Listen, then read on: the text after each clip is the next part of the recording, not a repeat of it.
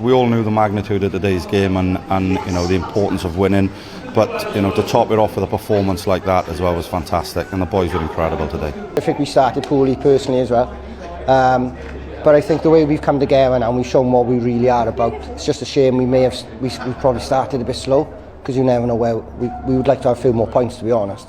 But if you was to say at the start of the year you'd end phase one, you'd be third, fourth from bottom, 21 points along them lines, is it? I think we would have taken it. So on to the second phase. Antonio, is disastrous too strong a word to use to describe your team's performance this afternoon? I said embarrassing in the change room, so disastrous, embarrassing, whichever one you want. It ain't good enough.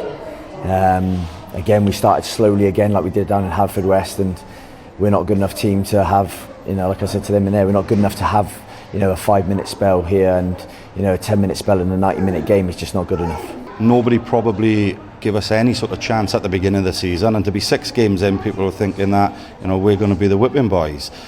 I said right at the beginning, this is going to take a little bit of time. We will grow and grow and grow. And today, after 22 games, we've got ourselves out to the bottom 2 now. So that's a place that we want to be to start the final 10 games, and it's all in our hands now. No team that's finished bottom of the Super 12 has come out and escaped relegation. Can Aberystwyth be the first team to do that? Well, we hope so. We need to be. Otherwise, you know, it's disappointing if we do.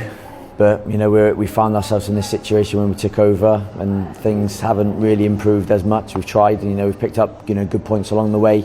You know, Carnarvon and, you know, Bala. But they're playing against them in the top 6, you know. But we struggle to pick up points that we're playing in and around us, and that is where it's most crucial. And obviously going into the second phase now, we need to turn that around, and we need to pick up those points quickly to stay in contention.